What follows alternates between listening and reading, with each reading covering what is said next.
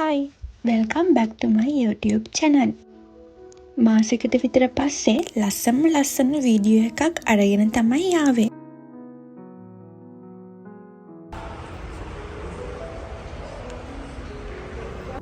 මම මීට කලින් වීඩියෝ එකවලත් කිව්වා වගේ මේ තියෙන්නේ ජපාන්ට මල් පිපෙන කාලේ.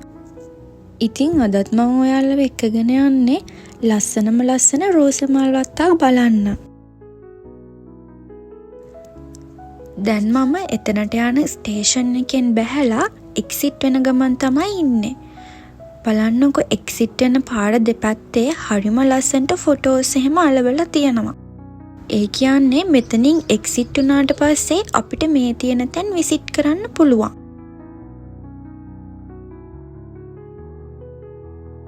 අපි දැන් රෝස මල් වත්තට යන පාර ළඟ තමයි මේ ඉන්නේ. ඉතින් මම අද තනියම නෙමෙයි යාළුවෙකුත් එක්කම තමයි යන්නේ.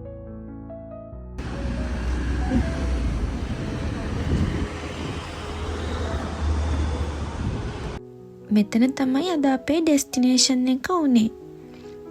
බලන්නකො කොච්චර ලස්සන තැනක්ද කියලා. මෙන්න මේ යොකොහාමා කියන අකුරු ළඟ හැමෝම අනිවාර්යයෙන්ම ෆොටෝ එකක් ගන්නවා. ඉතින් බලන්නකො මේ කවුද ෆොටෝස් ගන්න කියලා. චූටි බලුපටව් දෙන්නෙක්. එයාලගේ අම්මා එයාලව ඔතන තියලා ගිහිල්ලා ෆොටෝස් ගන්නවා. එයා ඒ කියන විදිහට මේගොල්ලොත් පෝස්ට් කරනවා. ඉතින් අපිත් ඒව බලාගෙන ඉඳලා අපිත් ෆොටෝස් අරගෙන ඊට පස්සේ ගියා ගාඩන් එක ඇතුලේ ඇවිදින්න.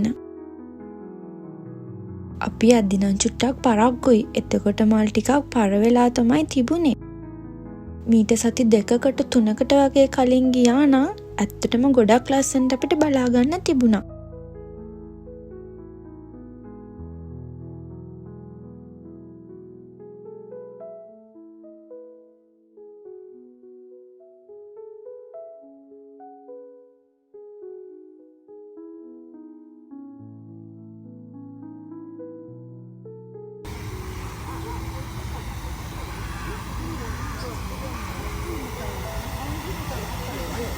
වැස්ස දවස් එහෙම මග ඇරෙනකන් ඉඳපු නිසා චුට්ටක් පරක් වුණා අපිට එන්න. ඒ විතරක් නෙමෙයි නිවාඩු දවසකුත් තියෙන්න බෑ. මොකද මේ තැන බලන්න ගොඩක් වෙලා යනවා. පැය 4-5ක්. ඉතින් වැඩ තියෙන දවසට එන්න බෑනේ.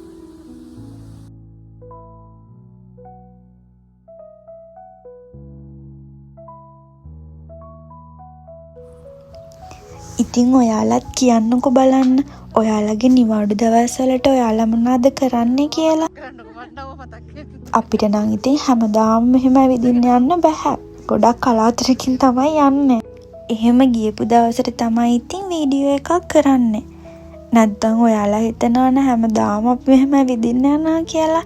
නෑ, අපිට රටක ජීවත් වෙද්දී එහෙම නිදහසක් නැහැ. ජොබ් එකට ගිහිල්ලා ගෙදර ආවහම තමන්ගේ වැඩ ටික තමන් තනියම කරගන්නත් ඕනේනේ. ගෙදර ඉන්නව වගේ නෙමෙයි. ෆැමිලි එකත් එක්ක එකට ඉන්නව වගේ නෙමෙයි තනියම මෙහෙ ජීවත් වෙද්දී.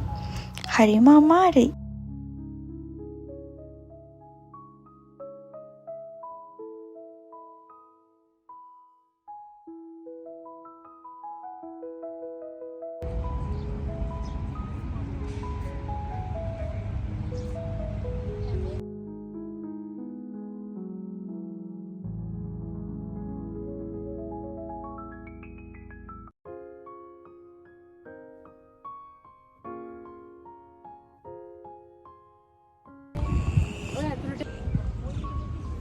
ඔන්න දැන් මල් බලලා නම් ඉවරයි. එතන වීඩියෝස් අරගෙන ෆොටෝස් අරගෙන දැන් අපි ඊළඟට යන්න හදන්නේ ජපානයේ ගොඩාක් පරණ නැවක් බලන්න. ඔගොල්ලෝ නැවක් ඇතුළකට ගිහිල්ලා බලලා තියනවද? මගේ නම් මේ ෆස්ට් ටයිම් එක. ඉතින් මාත් එක්ක ගිහින් බලමුකෝ නැවක් ඇතුළ කොහොමද තියෙන්නේ කියලා.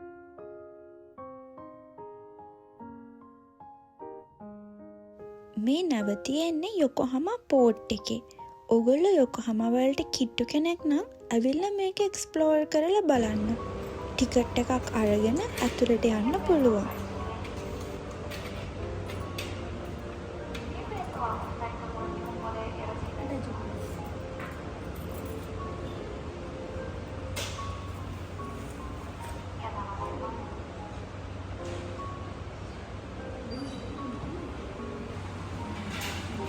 මේකක්ගේ 1930 හදපු මේ එකක්නේ. ඒක අම්මඩෝ ඒක නා අපි වල්ල ගන්න කරන්නේ නේද මෙතන මේ අපි ඉන්නේ උඩ ඉන්නේ. ඒක හිතන්න නැතුව මම මේ වගේ ලොකු ඒවට නම් බයයි. Please watch your step. මෙච්චර ලොකුයි. ඔර පැත්තෙන් ඉතින් ඔය ලොකු එකක් නේ. මේ තියෙන්නේ. මේ තමයි මේ නෑ. අනේ පේන්නේ නැහැ නේ තරුෂි. පේන්නේ නැද්ද? කරුවරයි. ඒක ගඩිය චෝටියයි සෙල්ලම් කරනවා. I think children's room. පොඩි මාට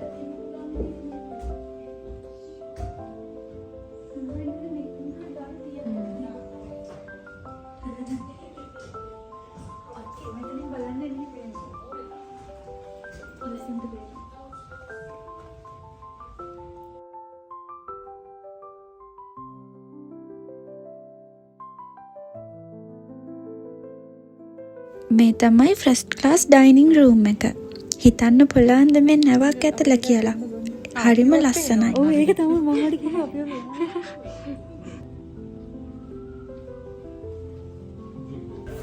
අපි ෆස්ට් ක්ලාස් රීඩින් රූම්.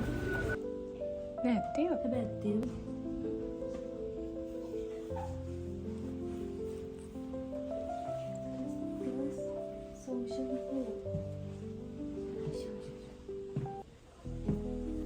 මම පොඩි විස්තරයක් කියන්නම් මේ නව ගැන.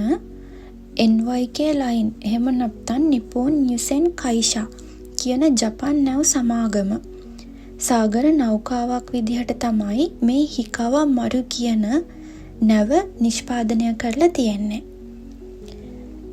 1929 සෙප්තැම්බර් වලදී තමයි ෆස්ට් ලෝන් එක කරලා තියෙන්නේ. 1930 මැයි මාසෙදි තමයි කෝබේ ඉඳලා සියැටල් දක්වා මේකේ ෆස්ට් රයිඩ් එක ගිහින් තියෙන්නේ. යොකෝහාම සහ සියැටල් අතර දිනපතා ගමන් මාර්ගයක්ද ධාවනය කරලා තියෙනවා. ඒ වගේම 1941 පැසිෆික් යුද්ධය ආරම්භ වෙන්න කලින් මේ නැව මුහුදු ගමන් 73ක් ගමන් කරලා තියෙනවා.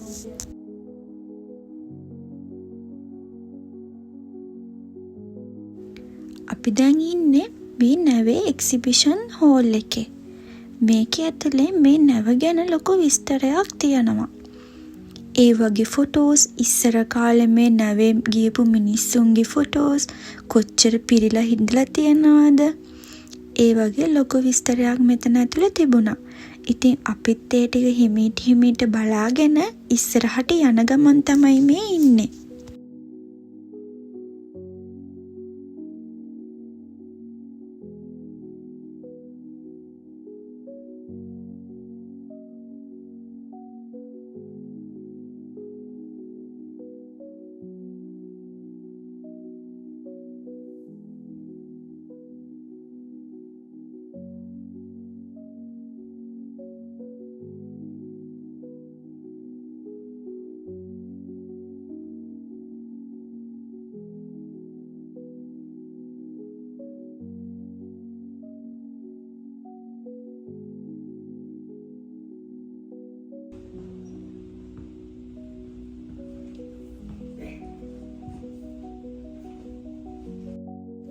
මේ නැව Queen of the Pacific කියන අනුවර්ත නාමයෙන් හඳුන්වලා තියෙනවා.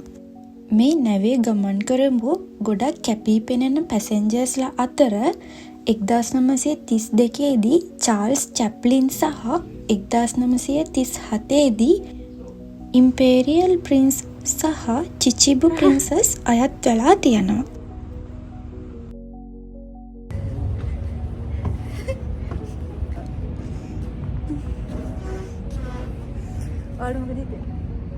ලස්සනයිනේ. ලස්සනයි. බයක් නැද්ද? ලස්සන මින් බලන්න නැතුව ඉන්නේ. ලස්සන මින් බලන්න නැතුව ඉන්නේ කොහොමද?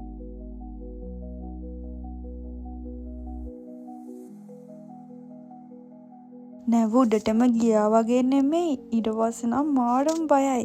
හුළඟ හමනවා, චූටක් විතර නැව පැද්දෙනවා. එතකොට නිකන් ඇත්තටම නැවේ අපි යනවා වගේ හැඟීමක් තමයි දැනුනේ. මාරම බයෙන් මම නම් හිටියේ.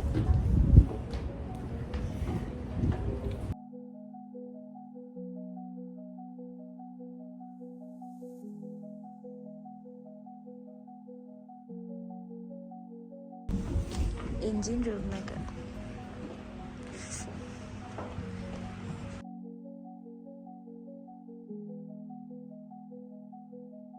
මේ තියෙන්නේ මේ නැවේ තියෙන එන්ජින් රූම් එක. එන්ජින් රූම් එක සාමාන්‍යයෙන් නැවේ පහළට ආසන්නව ඉදිරිපසයි පිටුපසයි කෙළවරේ තමයි පිහිටලා තියෙන්නේ. ඒ වගේම මේක මැදිරි කීපයකින්ම සමන්විත ගොඩාක් ලොකු එන්ජින් රූම් එකක්.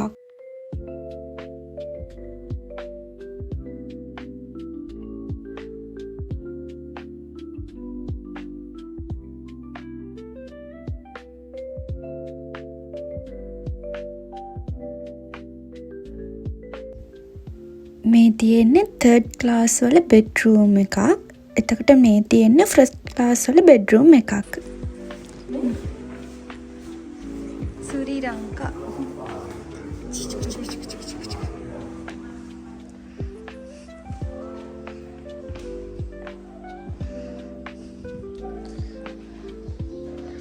මෙතන එකේ අර උඩට යන්න නැතුව දෙවෙනි එකේ තමයි අපි හිතන්නේ හිටියේ. මේකට තමයි යන්න බැරි වුණේ. අම්මෝ තව මෙහෙට එන්න දුරයිනේ හලෝ. අපි මෙහෙට එනකම් ආවද මේ ඔක්කොම පාස් කර. මේ ටික ආවනේ හලෝ. මේ ටික මේක වටෙන් එහෙම නැදලා මෙහෙට ගියා. හරි ගියේ. නේ මම හිතන්නේ එහෙන් තමයි නැග්ගේ. සමහරට මෙතන වෙන්නදී අන්තිමනේ. මෙතනින් තමයි අපි නගින වැත්තේ. හරි අපි ගොඩක් දුර ආවනවා හිතන්න උවිතර අපි කොච්චර දුරක් මොහොත මැද්දට ගිහින්ද කියලා. මේ ටික යන්න බැරි වුණා. හා ඒකට යවන්න. බැරි වුණා. මම කරයි. මේ එළියද? ඔව් නේ. මන්නකෝ ඒක ලස්සන.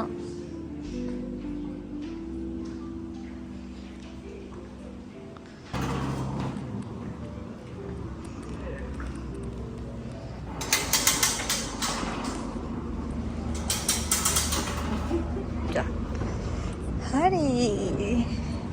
නව බැලුවා. ඒකට යද්දී තව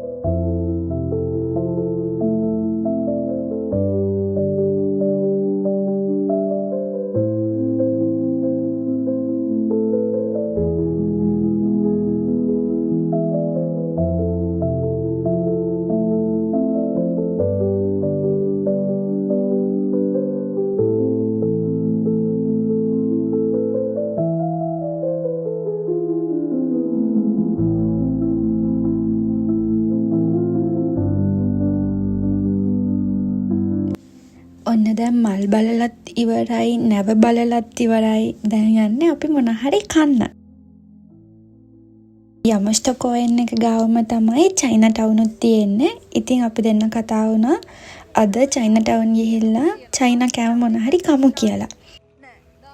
ඉතින් ඔහොම බලාගෙන ඇවිදගෙන යද්දි අපිට හම්බුණා චයිනීස් රෙස්ටුරන්ට් එකක්.